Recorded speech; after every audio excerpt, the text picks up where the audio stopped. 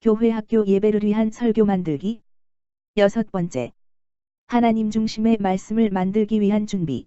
5단계로 설교를 만들겠습니다. 오늘의 말씀.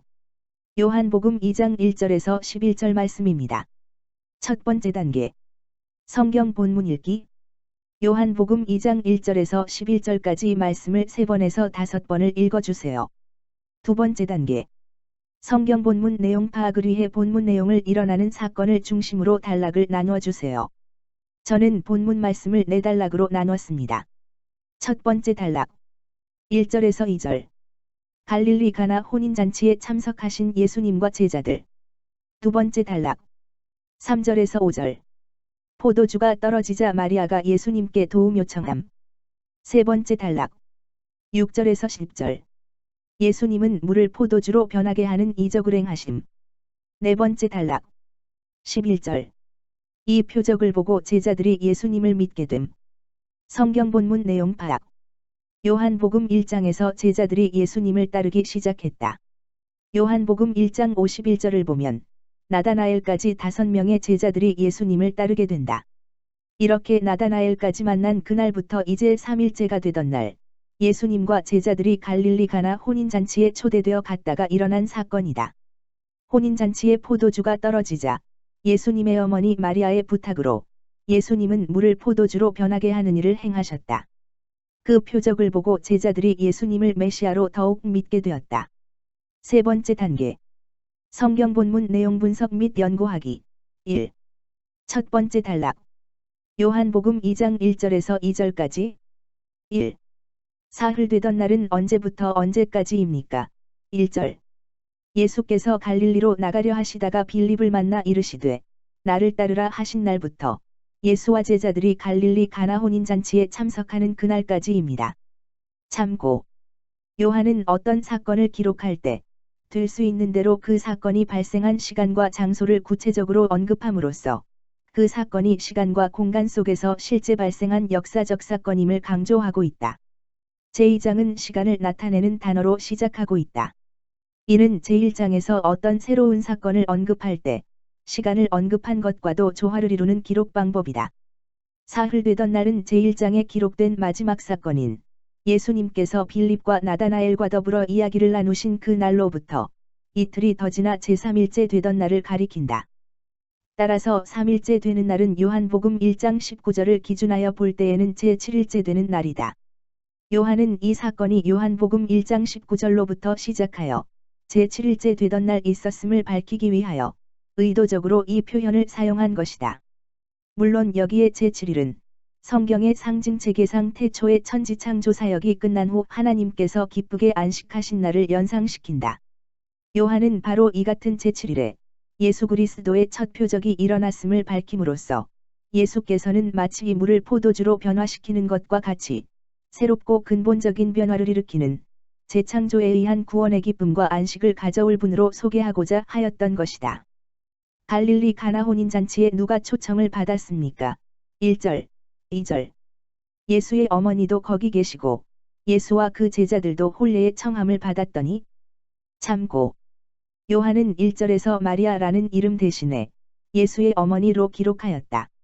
본서의 저자 사도 요한은 예수의 어머니가 자신의 이모이므로 그녀에 대해 잘 알고 있었으면서도 그 이름 밝히기를 피한 것은 일부러 그녀의 이름을 숨기려는 동기에서 나온 것 같기도 하다.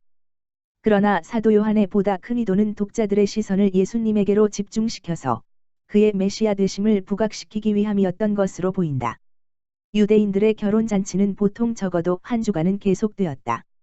그렇다면 마리아는 이 기간 내내 이 집에 머물렀다는 말이 되는데 이러한 사실은 마리아가 이 집의 주인과 가까운 친척 관계였음을 짐작하게 한다. 그리고 예수께서 이 잔치에 참여하시게 된 동기는 청함을 받았기 때문이었다. 예수님이 초대를 받게 된 것은 초대자의 가까운 친척이었기 때문이라고 보는 것이 좋을 것이다. 그리고 구체적으로 그 이름을 밝히지는 않으나 제자들도 이 초청 대상에 포함되고 있다. 아마 본서의 저자 사도 요한이나 그의 형제 야고보는 이 집 주인과 친척이었으므로 초대받았을 것이고 나다나엘은 가나 사람인데다 덕망이 높았으므로 초대되었을 것으로 보인다. 그리고 베드로와 안드레가 초대되었다면 그들 역시 갈릴리 사람이었으므로 이 집주인과 친분 관계가 있었을지도 모른다.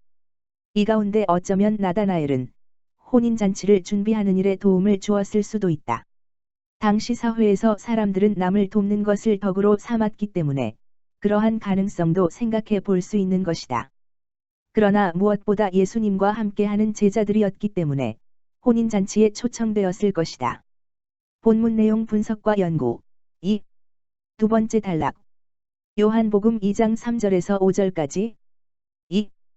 혼인잔치집에 포도주가 떨어지자 마리아는 이 문제를 어떻게 해결하고자 했습니까?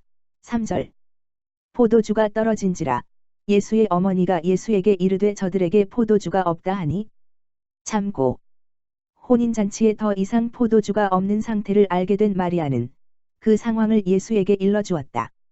예수께서 아직 자신의 신분을 드러내어 본격적으로 활동하시기 이전이므로 이때 마리아가 취한 태도는 설명하기가 다소 어렵다.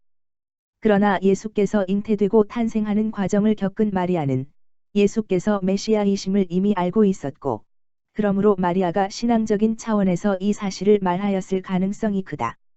그러나 마리아의 의도나 방법은 예수님과 달랐다는 것을 알 수 있다. 어쨌든 마리아의 요청으로 인하여 이제 이 문제는 예수님의 몫이 되었고, 이것이 예수께서 자신을 세상에 나타내시는 계기가 된 것은 분명하다. 예수님의 반응이 어떠했습니까? 왜 그렇게 하셨을까요? 4절 여자여, 나와 무슨 상관이 있나이까? 내 때가 아직 이르지 아니하였나이다. 참고 여자여라는 이 용어는 존경의 호칭인데 영어나 한글로는 정확한 뜻으로 번역할 수가 없다. 그러나 이 단어에는 존경과 정중함의 의미가 있다. 예수님은 십자가 위에서도 어머니 마리아에게 이 용어를 쓰셨다. 그리고 예수님은 그 일은 나와 당신에게 있어서 관계가 없다는 것을 밝히고 있다. 이렇게 말씀하신 이유는 행하실 기적의 성격을 보다 분명히 하고자 하신 것이다. 당시 마리아는 자신이 요청하고 있는 이 일의 성격을 바로 파악하지 못했던 것이다. 여기서 우리가 주목해야 할 주님의 때라는 이 단어는 결정적인 때란 의미와 함께 규정되고 지정된 특정한 때를 의미할 수 있으므로 주께서 말씀하신 나의 때는 하나님께서 정하신 때를 가리키는 것으로 볼 수 있다. 즉, 이는 죽음과 부활을 통하여 자신에게 주어진 구속사적 역할을 완성할 때를 가리킨다. 예수께서는 본절에서 바로 이와 같은 결정적 시기가 이르지 않았음을 밝히고 있는 것이다. 마리아는 하인들에게 무엇을 분부했습니까? 5절 하인들에게 이르되 너희에게 무슨 말씀을 하시든지 그대로 하라 하니라. 참고 여기에서 하인들은 돈으로 고용된 자라기보다는 자발적으로 잔치집의 일을 돕는 자를 가리키는 것으로 보인다. 이렇게 볼 때 이들은 마음먹기에 따라 예수께서 어떤 말씀을 한다고 하여도 거절할 수가 있었을 것이다. 따라서 마리아는 특별히 이들을 찾아가 어떤 실수도 발생하지 않도록 조치한 것이다.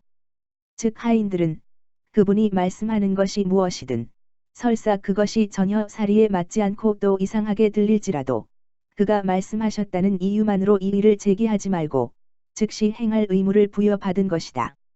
이런 마리아의 행동을 볼 때 마리아는 자신의 생각이 아닌 예수님의 뜻에 순종했음을 알 수 있다. 본문 내용 분석과 연구 3. 세 번째 단락 요한복음 2장 6절에서 10절까지 3. 예수님은 하인들에게 무엇을 명하셨습니까? 6절, 7절 예수께서 하인들에게 유대인의 정결례식을 하는 6 도랑아리에 물을 채우라 하셨어요.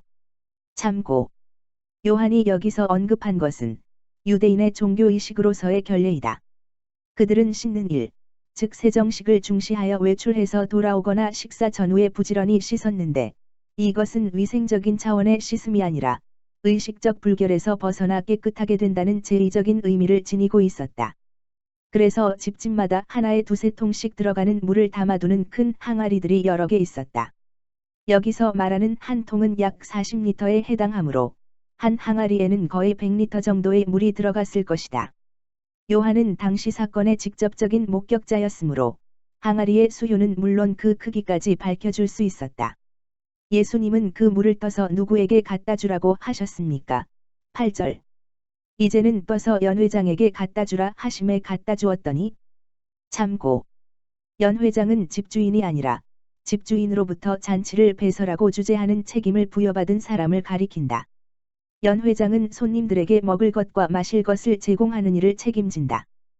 따라서 새로운 음식이 나올 때에는 먼저 연회장에게 맛을 보게 하는 것이 관습이었다. 요한은 연회장의 지각 능력의 한계를 강조하기 위하여 연회장은 나중에 가져온 포도주가 맛이 아주 뛰어남을 알기는 했지만 그것이 예수님의 초자연적 능력에 의하여 물로 만들어진 포도주란 사실에 대해서는 전혀 알지 못했음을 기록하고 있다. 요한은 연회장의 반응을 통하여 물이 포도주로 변한 것이 확실함을 보여줌으로써 예수의 신적 권능을 분명히 보여주었으나 당시 손님으로 잔치에 참석한 사람들의 반응은 생략하고 있다.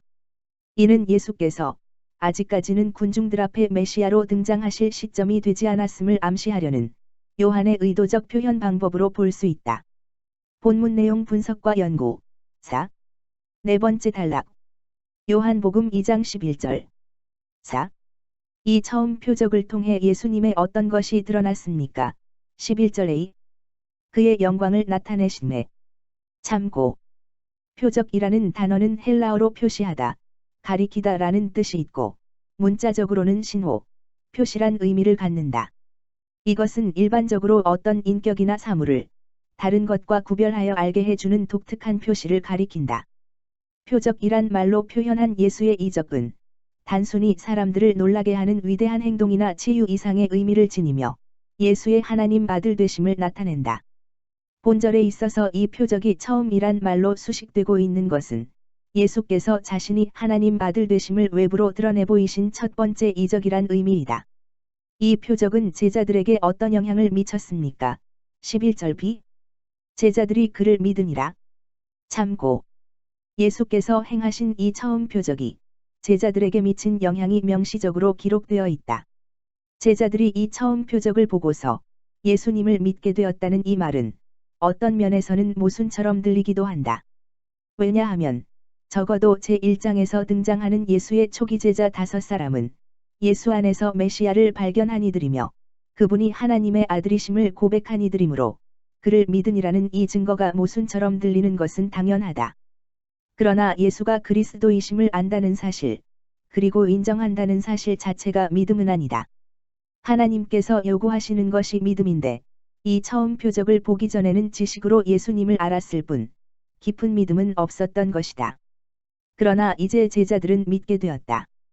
그리고 요한이 본문을 기록한 의도는 표적이 모든 사람에게 나타났지만 믿은 것은 제자들뿐임을 강조하기 위함이었다. 네 번째 단계 성경 본문 중심 주제 찾기 생각해 보기 4절을 보면 예수님께서 마리아의 부탁을 거절하신 것처럼 보인다. 그런데 예수님은 그 문제를 해결해 주셨습니다. 그렇다면 예수님은 마리아의 부탁을 들어준 것인가요? 거절하신 건가요? 참고 본문을 자세히 읽어보면 예수님은 마리아의 부탁을 거절한 것이 아닙니다. 단지 그 방법을 거절하신 것입니다. 어떻게 생각해 보면 마리아는 예수님의 능력을 알고 개인적인 문제를 해결하는 일에 능력을 사용하기 원했을지 모릅니다.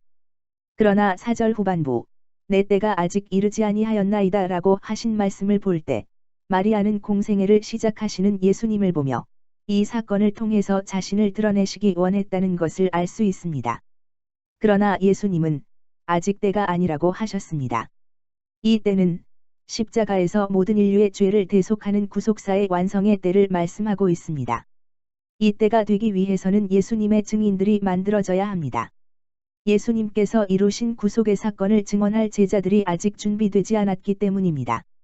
제자들이 준비되었을 때 예수님께서는 예루살렘으로 가셔서 십자가의 고난 받을 것을 결심하십니다. 베드로의 고백이 있으신 후에 결정하십니다. 생각해 보기 예수님은 물을 변화시켜 포도주로 만들 수 있는 성자 하나님이십니다. 이런 놀라운 기적은 언제 일어날 수 있을까요? 참고 예수님의 기적은 믿음으로 나아와 부탁할 때 일어납니다. 이후에도 예수님은 믿음으로 나아와 부탁할 때 거절하지 않으시고 놀라운 기적을 보여주셨습니다. 회당장 야이로의 딸이 기적으로 살아날 때도 회당장 야이로가 믿음으로 예수님께 나아와 부탁했을 때 일어났어요. 또 앞을 전혀 보지 못하던 바디메오가 눈을 뜨게 된 것도 믿음으로 예수님께 나와 부르짖었을 때 일어났습니다. 12년 동안 혈루병에 걸린 여인도 믿음으로 예수님께 나왔을 때 회복의 기적이 일어났어요. 하나님의 기적은 믿음과 바램이 없는 곳에서는 절대 일어나지 않습니다. 믿음이 있는 곳에 하나님께서 보여주십니다. 그 기적을 보고 더욱 확신하고 믿을 수 있도록 해주십니다. 생각해 보기. 오늘 이 놀라운 기적은 누구를 위해서 행하셨을까요? 마리아, 신랑과 신부, 연회장, 하인들, 잔치에 참여한 사람들. 참고 11절에 그의 영광을 나타내심에 제자들이 그를 믿으니라 하셨어요. 예수님은 기적을 통해 자신이 누구이신지 나타내셨고 그 기적을 보고 제자들은 더욱 예수님을 따를 수 있는 믿음을 가지게 되었어요. 제자들이 예수님을 따르게 된 지 이제 3일밖에 되지 않았어요. 요한의 증거를 듣고 믿음으로 예수님을 따르는 제자들에게 예수님은 첫 번째 기적을 통해서 자신이 누구인지 보여주심으로 제자들이 더욱 확신하고 믿을 수 있게 되었어요. 우리들도 우리에게 보여주신 놀라운 표적을 보고 확신을 가지고 예수님을 믿음으로 하나님의 자녀로서 그의 뜻을 이루며 이 땅을 살아가기를 소망하는 주제로 설교를 만들겠습니다. 중심 주제. 예수님의 첫 번째 기적. 5번째 단계. 성경 본문 중심 주제로 설교 만들기. 오늘 분석한 중심 주제를 가지고 만든 설교는 다음 영상에 있습니다. 수고하셨습니다.